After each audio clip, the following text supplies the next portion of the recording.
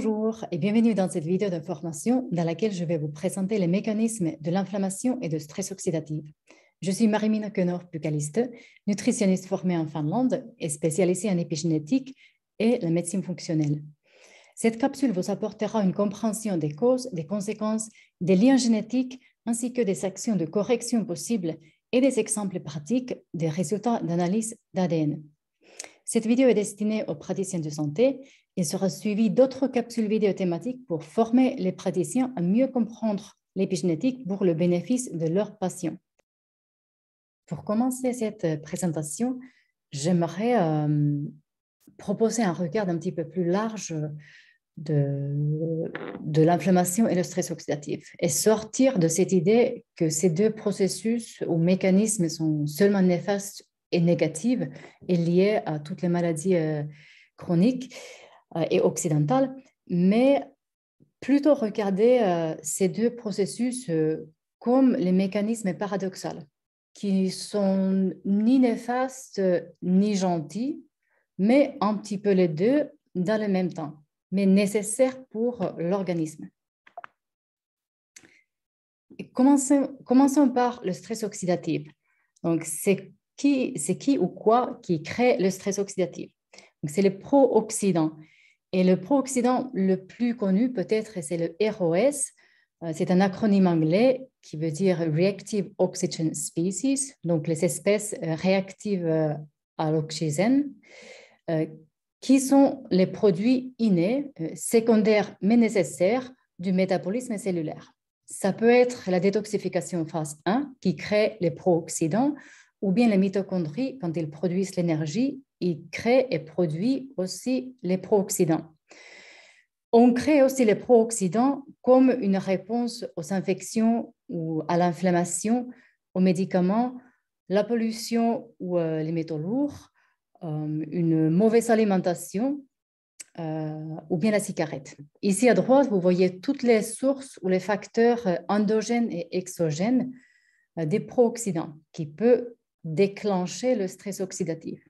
Et en fait, le stress oxydatif, c'est quand on a trop de pro-oxydants par rapport aux antioxydants. Donc, c'est le système antioxydant inné et aussi les antioxydants qu'on peut consommer par l'alimentation qui crée cet équilibre entre les pro-oxydants et antioxydants et qui peut éviter le stress oxydatif.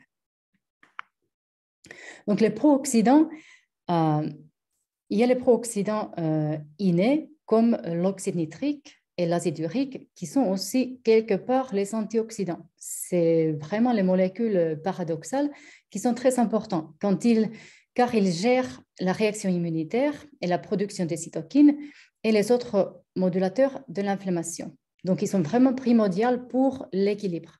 Et comme à droite, on peut voir toute une liste des rôles essentiels des pro-oxydants, comme par exemple, on a besoin de pro-oxydants qui déclenchent et qui activent la transcription et la lecture des gènes qui gèrent la production des antioxydants. Donc, on a besoin de pro-oxydants qui stimulent la production des antioxydants innés. On a également besoin de pro-oxydants comme les déclencheurs de l'apoptose. On les a besoin pour la phase 1 de la détoxification. On a aussi besoin le peroxyde hydrogène, qui est un des pro-oxydants assez méchants aussi. Et c'est nécessaire pour le synthèse de thyroxine. Donc, un bon fonctionnement de thyroïde, on a aussi besoin de pro-oxydants. En revanche, les antioxydants gèrent l'équilibre avec les pro-oxydants et qui peut éteindre le feu des pro-oxydants et éviter le stress oxydatif. Et les antioxydants sont très importants pour que l'état inflammatoire ne continue pas trop longtemps. Donc, en conclusion, on a besoin des pro-oxydants et antioxydants dans une façon équilibrée. La définition de le stress oxydatif a un petit peu évolué avec le temps. Avant, on pensait seulement que c'est le déséquilibre entre les pro et les antioxydants, comme on a vu tout à l'heure. Et maintenant, la définition révisitée ajoute la perturbation dans les signaux redox qui peut être peut-être un facteur le plus important qui crée le stress oxydatif. Donc, en fait, le stress oxydatif, c'est un déséquilibre dans la présence des pro- et des antioxydants qui peut perturber la signalisation redox et qui augmente l'endommagement cellulaire et des tissus. Donc, comme on voit dans cette image à droite, on a besoin de cette hormèse, ce petit stress pro-oxydant qui crée ou qui stimule cette signalisation redox et qui crée cet équilibre entre les pro-oxydants et antioxydants. Donc, en conclusion, ce n'est pas seulement le montant des pro-oxydants et la carence des antioxydants, mais la capacité de l'organisme à produire les antioxydants endogènes et enzymatiques et avoir leurs cofacteurs qui sont adaptés à chaque situation. Donc, c'est un petit peu le point de vue d'avoir les antioxydants appelés modernes qui peut activer le NRF2, qui est un facteur de transcription qui régule l'activation de plusieurs gènes antioxydants et la détoxification phase 2 et qui, dans le même temps, peut éteindre la lecture et la transcription des gènes pro-inflammatoires et aussi les gènes de la phase 1. Donc, en fait, ça donne un équilibre dans un autre niveau et un niveau un petit peu plus large pour l'équilibre de l'organisme. Le stress oxydatif et les maladies. Donc, effectivement, le stress oxydatif est très lié maintenant avec toutes les maladies occidentales parce que les pro-oxydants et les radicaux libres peuvent endommager plusieurs biomolécules dans l'organisme, comme les protéines, les glucides, l'ADN, les membranes cellulaires, les mitochondries. Et aussi, maintenant, on sait que les antioxydants peuvent devenir pro-oxydants s'il y a une présence des métaux réactifs, comme le fer, par exemple, et si l'antioxydant subséquent n'est pas disponible ou s'il y en a trop. Donc, c'est cette idée d'équilibre. Il ne faut pas donner trop des antioxydants non plus, parce que ça peut encore déséquilibrer cette signalisation redox.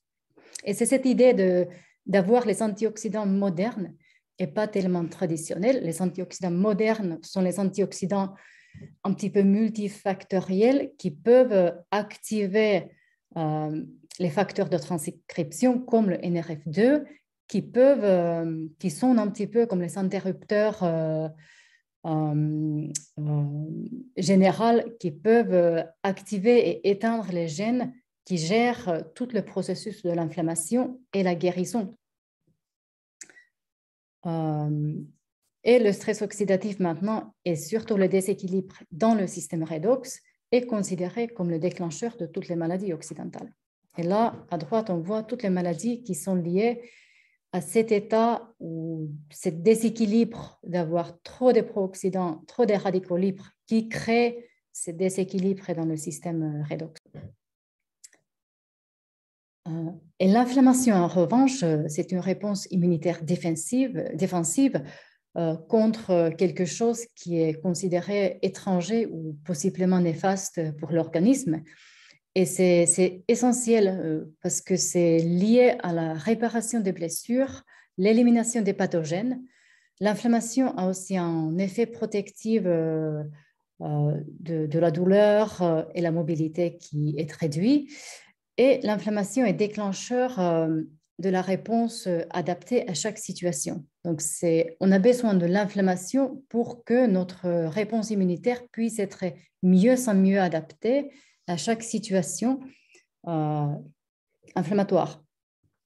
Et cette inflammation crée la vasodilatation et l'hyperperméabilité vasculaire qui permet d'amener les nutriments et les globules blanches vers les zones de l'inflammation et les blessures. Et ça crée aussi la mobilité et la dispersion des leucocytes. Les signaux typiques et connus de l'inflammation sont le rougeur, la chaleur, la douleur, le gonflement et l'immobilité. Et c'est ce qui est connu dans l'inflammation, c'est que le corps commence à sécréter des cytokines et des médiateurs de l'inflammation. C'est la réponse immunitaire. Et cette réponse immunitaire va aussi produire les pro-oxydants qui vont déclencher, comme on a vu tout à l'heure, et activer les gènes qui gèrent la production des antioxydants. Donc, c'est tout un système très bien régulé. Mais si ce système et ce processus n'est pas bien régulé, l'inflammation commence à endommager les tissus et les cellules si cette stimulation continue. Et si ça continue davantage, il y a davantage les endommages.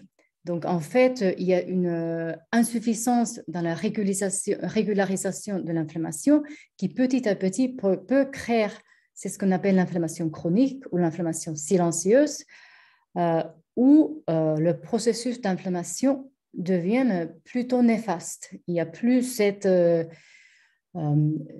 effet protecteur et réparateur, mais ça devient néfaste et on peut devenir susceptible aux maladies occidentales. Comme la citation de cette étude dit clairement que le prédicteur le plus puissant de la progression des maladies, c'est l'activation immunitaire chronique et systémique. Donc, l'inflammation chronique et systémique.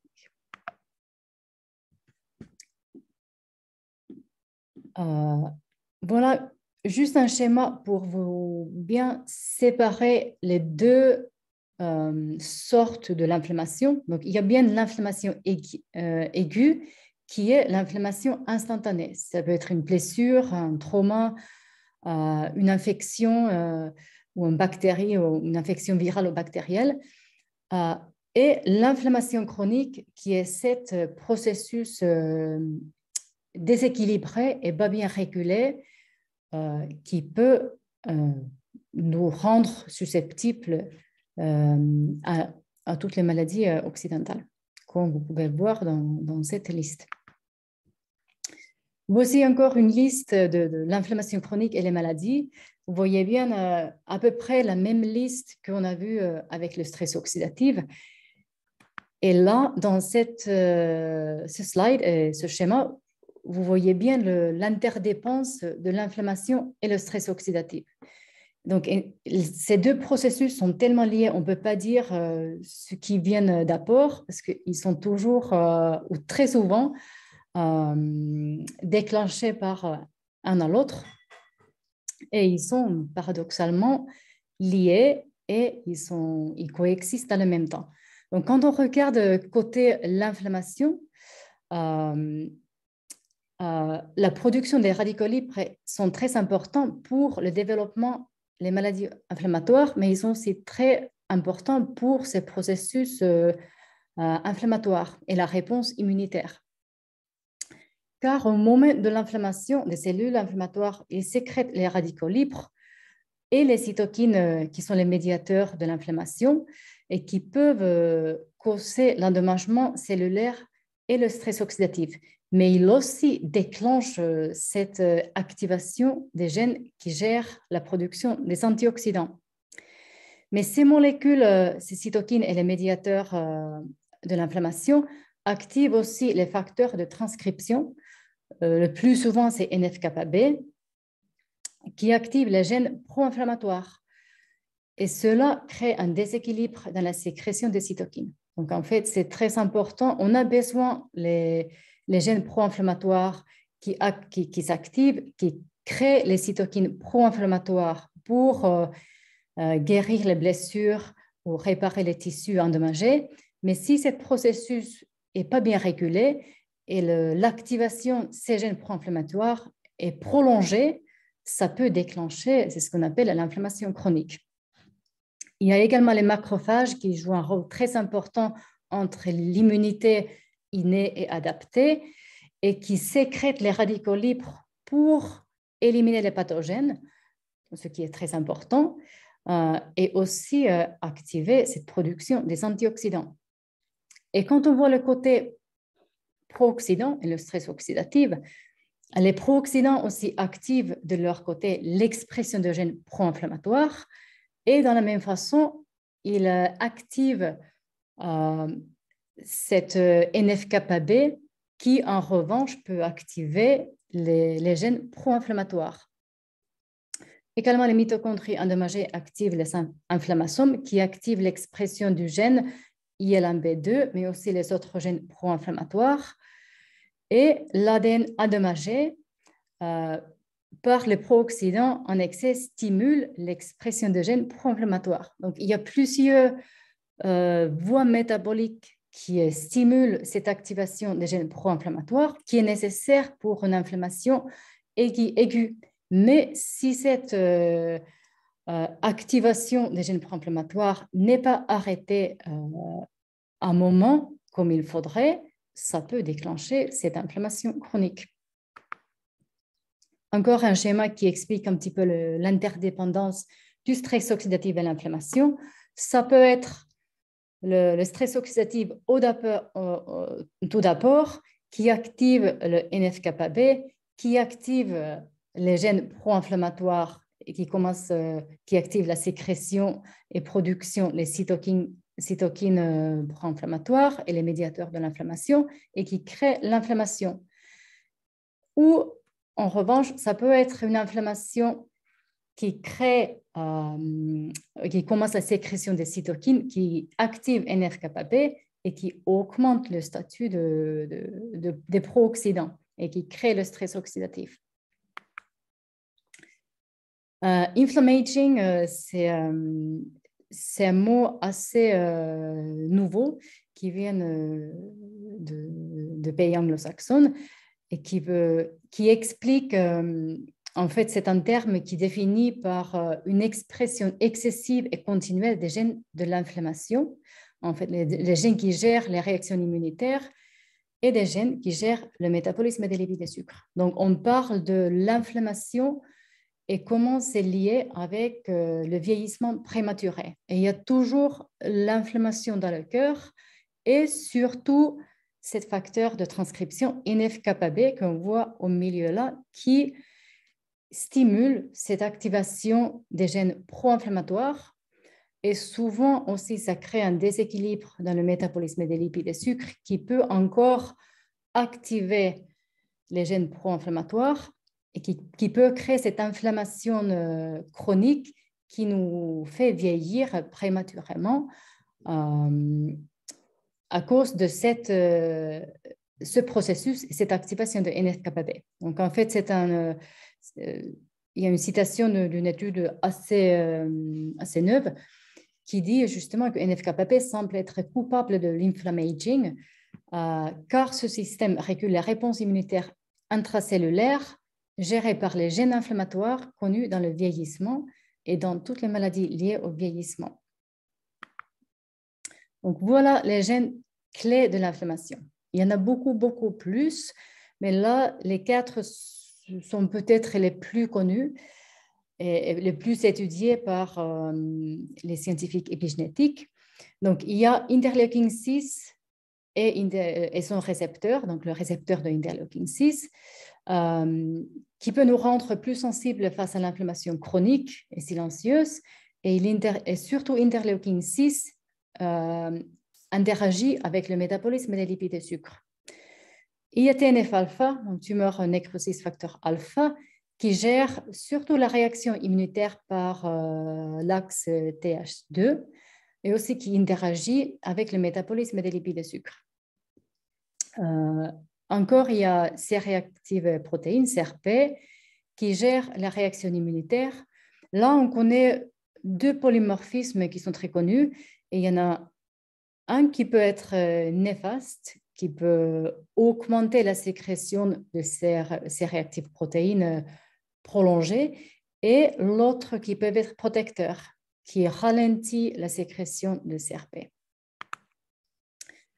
Voici un exemple d'un test ADN, un bilan ADN, qui montre comment on peut voir son bilan l'inflammation. Donc, effectivement, ça ne veut pas dire que cette personne-là a plus l'inflammation que quelqu'un d'autre, mais ça veut dire que s'il y a une inflammation, s'il y a une blessure ou un trauma, ou ça peut être une opération, ou ça peut être une infection virale, où l'inflammation est déclenchée, ça peut être prolongé et il y a peut-être plus de la chance d'avoir une inflammation prolongée et chronique à cause des polymorphismes génétiques où la sécrétion de l'interleukin 6 et TNF-alpha peut être un petit peu perturbée. Et là, la clé, c'est vraiment l'alimentation. On va voir tout à l'heure, mais on sait, il y a des études qui montrent qu'un seul repas avec les lipides pro-inflammatoires, souvent les sources des oméga 6 ou les gras saturés ou transformés, ou un seul repas avec des sucres peut activer TNFA et interleukin 6 et aussi NF-kappa B qui active justement toutes les molécules et tous les cytokines pro-inflammatoires. Donc, c'est un seul repas. Et ça, il y a des études qui montrent que cette activation, le NF-kappa B, peut durer plusieurs jours. Donc, une des réponses nutritionnelles et alimentaires, ce sont les eicosanoïdes. Et les eicosanoïdes, ce sont les dérivés des acides gras essentiels des chaînes des oméga 6 et oméga 3. Et il existe les eicosanoïdes pro-inflammatoires et anti-inflammatoires. Et évidemment, les eicosanoïdes pro-inflammatoires stimulent et dirigent le processus de l'inflammation et la réponse immunitaire. Et en revanche, les eicosanoïdes anti-inflammatoires ralentissent et arrêtent ce processus. Donc, en cas de l'inflammation, la modification de ces eicosanoïdes est très importante parce que, évidemment, quand il y a une surproduction des eicosanoïdes pro-inflammatoires avec une sous-production des anti-inflammatoires, ça peut déclencher une inflammation chronique, ça peut prolonger cette réponse immunitaire. Et c'est ce qu'on voit dans cette image à droite. En anglais, on parle beaucoup de eicosanoid switch, ce qui veut dire que quand il y a une inflammation aiguë, une infection ou une blessure, ça commence toujours par une production des eicosanoïdes pro-inflammatoires, surtout par exemple, qui produisent un prostaglandine 2, comme on voit dans cette image. Mais il y a normalement, s'il y a une bonne réponse immunitaire adaptée à cette situation, il y a un switch qui va commencer à ralentir la production des eicosanoïdes pro-inflammatoires et dans le même temps augmenter la production et sécrétion des eicosanoïdes anti-inflammatoires pour arrêter ce processus de l'inflammation. Et comme j'ai dit, les eicosanoïdes sont les dérivés des oméga 6 et oméga 3. Donc, ils sont les sources les plus importantes. Donc, leur consommation en modération est très importante. Et surtout, leur ratio, parce qu'on connaît que les oméga 6 donnent plutôt les eicosanoïdes pro-inflammatoires. Ils donnent aussi les eicosanoïdes anti-inflammatoires. Donc, les oméga 6 n'ont pas seulement méchants. Il y a les bonnes oméga 6 aussi. Mais les oméga 3 donnent seulement les eicosanoïdes anti-inflammatoires. Donc, le ratio entre oméga 6 et oméga 3 est très important. Et en cas de l'inflammation, c'est aussi important de regarder un polymorphisme génétique, un gène qui s'appelle FATS1, qui code une enzyme qui s'appelle delta 5 désaturase, qui joue un rôle très important dans la conversion des oméga 6 et oméga 3 vers les eicosanoïdes pro- et anti-inflammatoires. Acide araginodique est un acide gras essentiel, aussi très important dans ce processus de l'inflammation, car il est très important dans la régularisation de la réponse immunitaire. En cas de l'inflammation et à cause de l'enzyme qui s'appelle COX-2, acide araginodique est converti en prostaglandine pro-inflammatoire qui s'appelle prostaglandine 2. Aussi, acide araginodique peut être converti dans les autres leucotriènes et cytokines pro-inflammatoires. En cas de l'inflammation, mais encore une fois, il n'est pas seulement méchant parce que l'acide araginodique est aussi un acide gras très important pour le bien-être du cerveau et les membranes cellulaires. C'est seulement en cas de l'inflammation et en cas de l'excès où il peut venir méchant. Comme on voit dans cette image, quand on a une blessure, il y a une sécrétion de l'acide arachidonique qui déclenche une production des médiateurs pro-inflammatoires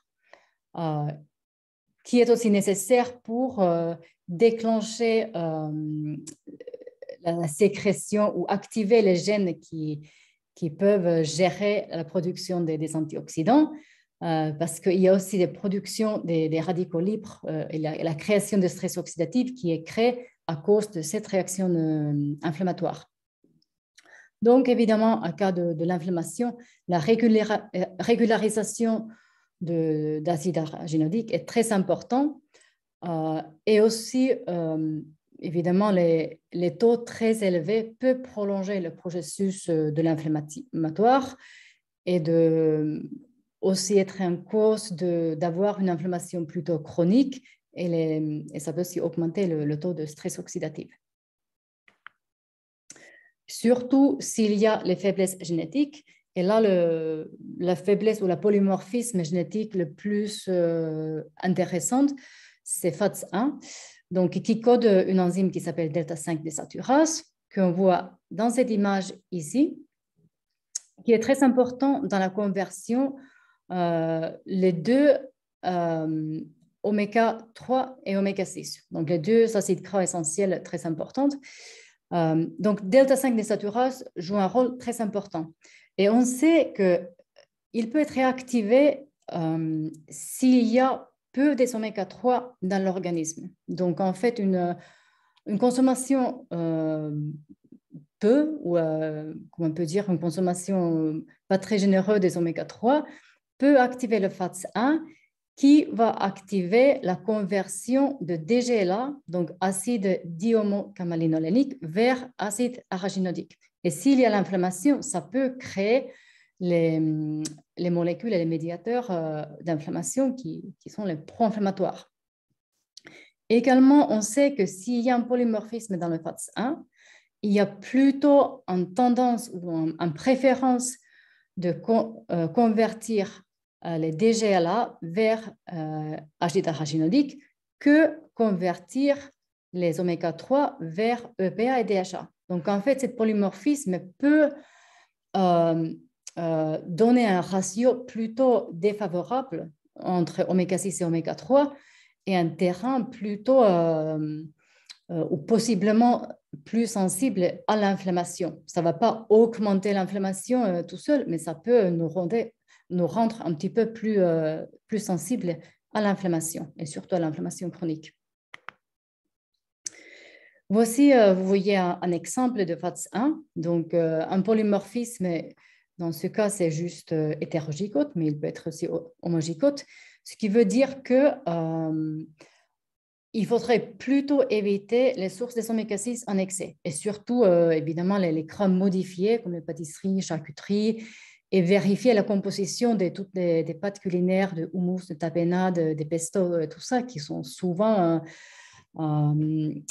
qui contiennent souvent les oméga 6 plutôt néfastes comme l'huile de tournesol, par exemple, ou bien les autres lipides modifiés.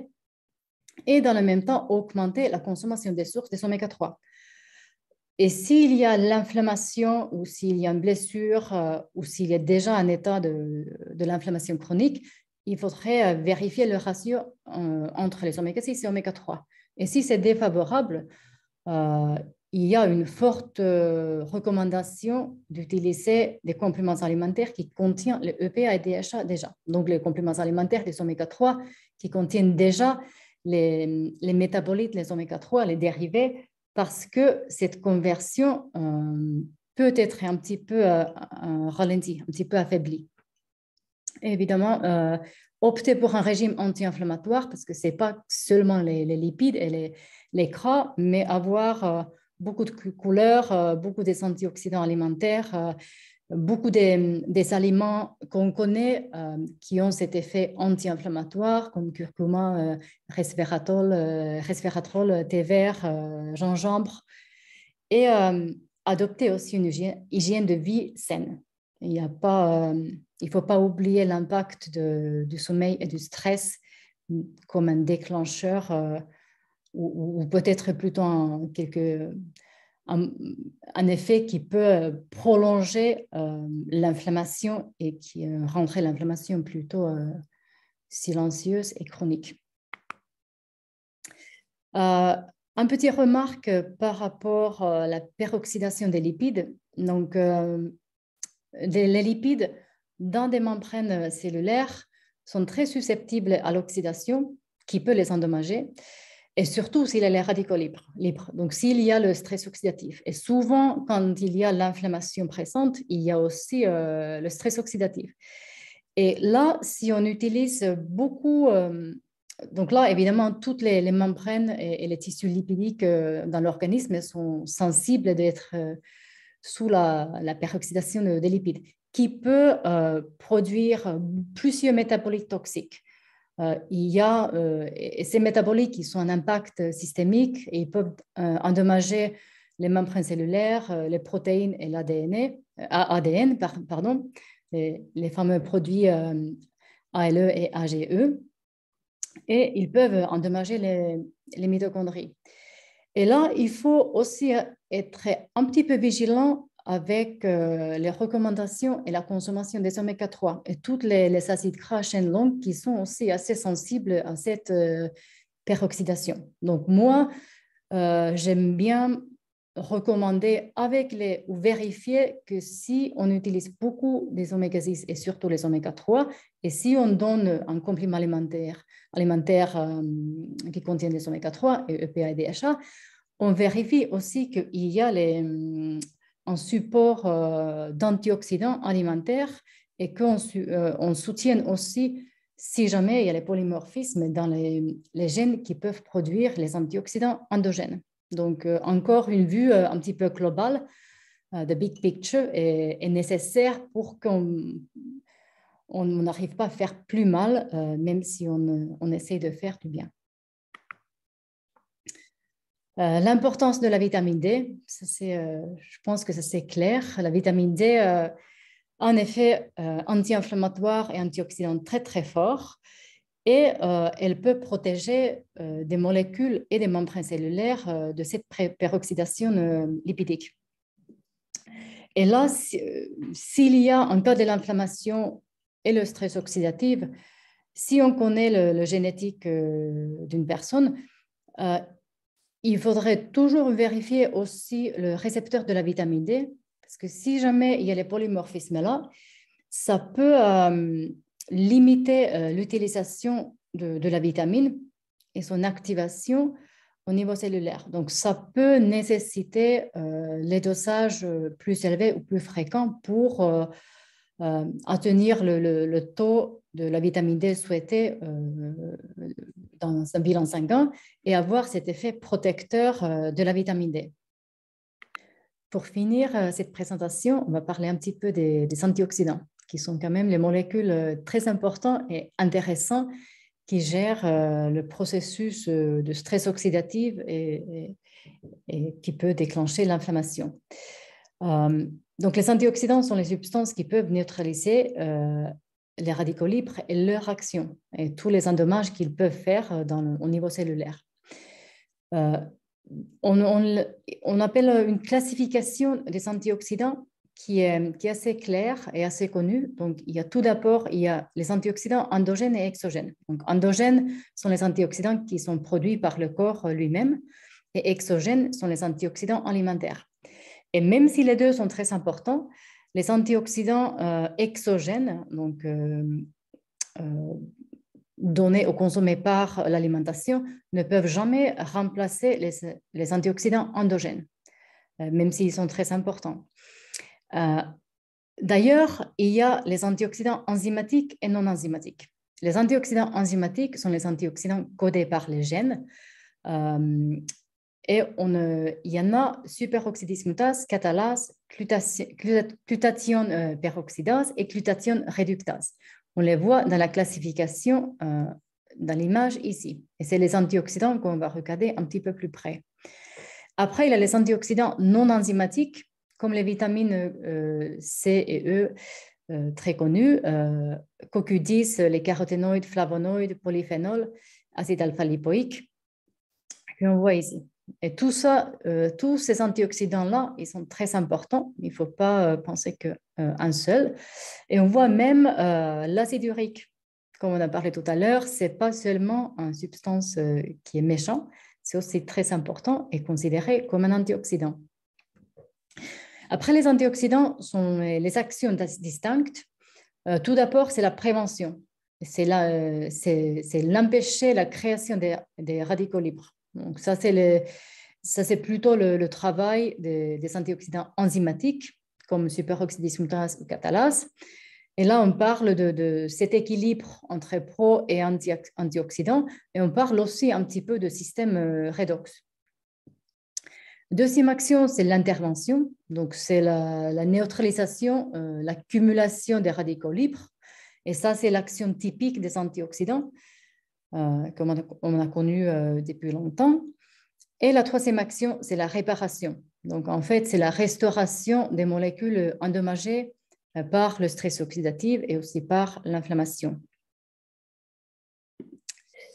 Voici, il y a un schéma qui peut sembler un petit peu compliqué, mais je voulais vous le montrer quand même parce que c'est assez parlant et explicatif de la façon que les antioxydants fonctionnent en cas de stress oxydatif ou en cas de pro-oxydants.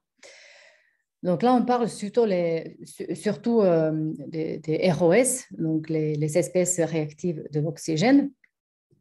Et tout d'abord, on commence par les fonctions de l'organisme, donc la respiration cellulaire ou la détoxification surtout phase 1, qui crée avec ou en réaction avec l'oxygène, qui crée possiblement des radicaux libres. Qui est cette fois-là, on voit qu'on peut avoir les radicaux libres.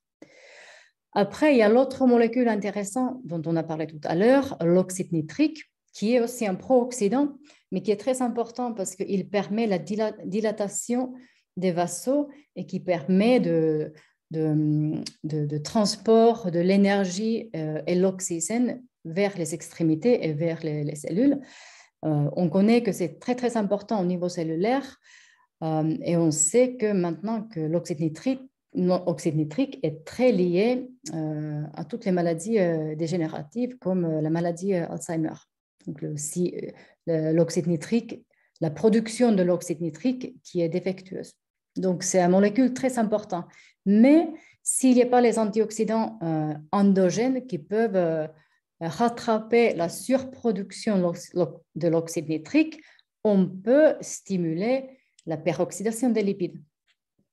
Donc, tout d'abord, pour empêcher les deux voies méchantes, entre guillemets, on a besoin de superoxydismutase, un antioxydant endogène, enzymatique, qui peuvent empêcher la production des radicaux libres et la peroxydation des lipides.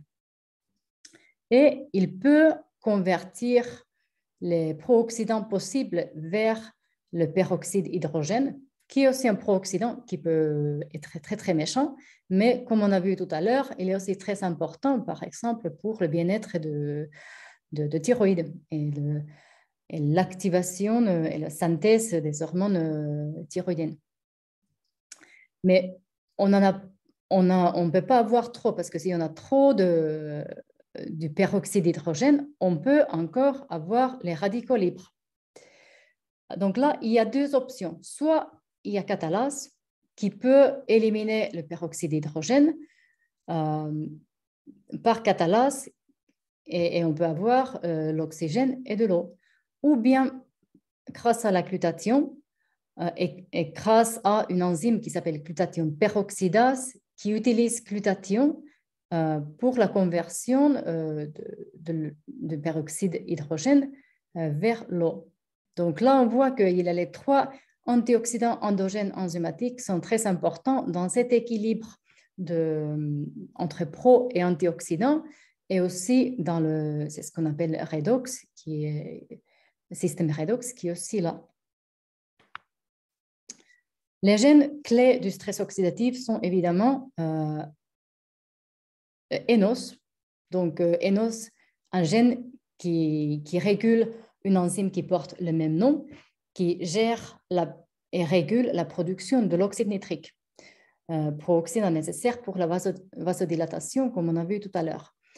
Et catalase superoxydismutase, qui sont les gènes qui gèrent la production des enzymes qui portent les mêmes noms. Donc, catalase, conversion de peroxyde d'hydrogène en eau et oxygène. Et cette enzyme-là est dépendante du fer. Donc, évidemment, le fer est aussi une molécule paradoxale, très importante, mais qui peut venir pro-oxydant s'il y en a trop. Après les superoxydismutases, il y en a trois superoxydismutases différentes. C'est la même molécule, mais qui fonctionne dans les endroits différents. Le superoxydismutase 1, c'est dans le cytoplasme, donc à l'intérieur des cellules. Le superoxydismutase 2 est dans les mitochondries. Donc, vraiment, il peut empêcher le stress oxydatif créé par la respiration cellulaire. Et superoxydismutase 3, qui est dans le tissu extracellulaire. Les superoxydismutases sont dépendants du manganèse, du cuivre et du zinc. Et dernièrement, il y a un antioxydant qui est souvent négligé, qui s'appelle paraoxynase A, qui est aussi un antioxydant enzymatique qui protège de LDL de l'oxydation. Et cette enzyme-là est aussi très important dans le métabolisme de l'homocystéine, qu'on voit ici. Souvent, on parle d'homocystéine seulement comme un marqueur de la méthylation. Et là, on voit bien que c'est le cycle de méthionine, de la méthylation. Mais en dessous, là, il y a homocystéine, il y a PON1. Donc, PON1 est très important parce que s'il est défectueux, s'il y a un polymorphisme comme celui-là, et la production de paraoxonase 1 est un petit peu affaiblie, on peut avoir les taux d'homocystéine élevés. On peut aussi avoir une susceptibilité d'avoir plus de LDL oxydé, ce qui est un état assez pro-oxydant et qui peut déclencher une inflammation. Et aussi, le PON1 joue un rôle très important dans l'effet que HDL a son effet antioxydant. Donc, s'il y a un polymorphisme qui rend l'enzyme paraoxonase un petit peu défectueux, ça peut dire que le HDL peut être un petit peu affaibli. Il n'a pas cet effet antioxydant qu'il pourrait avoir et on peut aussi avoir un petit peu plus de LDL oxydé. Donc, c'est une enzyme très, très importante et un polymorphisme important. Là, on voit aussi le bilan complet de stress oxydatif. Donc, c'est ce que je recommande et c'est ce que j'entends que la tendance actuelle, les antioxydants, c'est les utiliser intelligemment. Donc, ça veut dire que d'abord connaître son patrimoine génétique et ses faiblesses pour qu'on puisse savoir quelle sorte d'antioxydant peut être affaibli, qu'est-ce qu'on peut faire, est-ce qu'on peut être un petit peu plus sensible dans notre capacité antioxydant s'il y a stress oxydatif. Évidemment, c'est ce bilan-là et ces polymorphismes génétiques qu'on voit dans cette image, ça ne veut pas dire que cette personne-là va avoir plus de stress oxydatif que quelqu'un d'autre, mais ça peut dire que s'il y a le stress oxydatif, sa capacité antioxydant peut être un petit peu affaiblie. Donc là, il faut faire attention, il faut peut-être donner les conseils alimentaires et peut-être possiblement les compléments alimentaires pour aider son corps de produire ces antioxydants enzymatiques et endogènes. Par rapport à l'alimentation, avec les antioxydants alimentaires, comme je vous ai dit tout à l'heure, on ne peut pas faire mal. Donc, avoir une alimentation qui contient beaucoup des antioxydants alimentaires, beaucoup de couleurs, comme je dis souvent, un arc-en-ciel par jour, c'est pas mal pour avoir vraiment les antioxydants polyvalents. Mais en revanche, par rapport à la consommation des antioxydants en complément, il faudrait les utiliser plutôt intelligemment et quand on a besoin. Donc, par exemple, quand on fait beaucoup de sport, là, on est sensible d'avoir plus de pro-oxydants, un petit peu plus de stress oxydatif.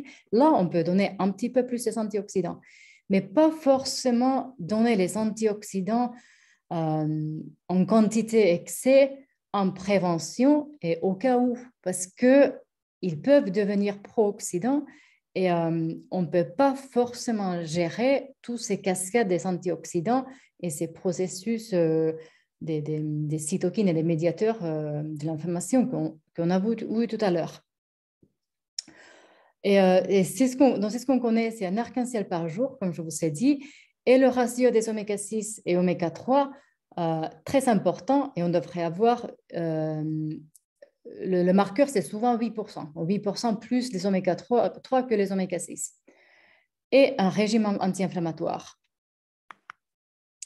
Parce que c'est ce qu'on va voir au fil du temps et avec ces présentations, c'est qu'il n'y a pas les actions qui fonctionnent en isolation dans l'organisme. Là, on voit le schéma, peut-être déjà assez connu pour vous, de la méthylation, et on voit bien que tous les antioxydants endogènes sont ici. Donc, en fait, il y a le superoxydisme mutase, il y a catalase qui n'est pas marqué ici, il y a la glutathion, il y a aussi le ENOS qui produit l'oxyde nitrique. Donc, toute la production des antioxydants et le stress oxydatif est très lié à la méthylation et aussi dans la production d'énergie. Donc, tout est lié. Donc, il faudrait toujours garder cette image d'une vue globale et le big picture, même si on traite les conditions et les maladies et les situations plus ciblées. Mais toujours regarder un petit peu le big picture pour voir s'il y a les autres voies qui peuvent être un petit peu endommagées ou qui peuvent peut-être avoir besoin d'un petit peu plus de soutenir à cause des faiblesses génétiques ou bien à cause de l'inflammation ou les métaux lourds ou les autres choses qui peuvent bloquer les voies métaboliques.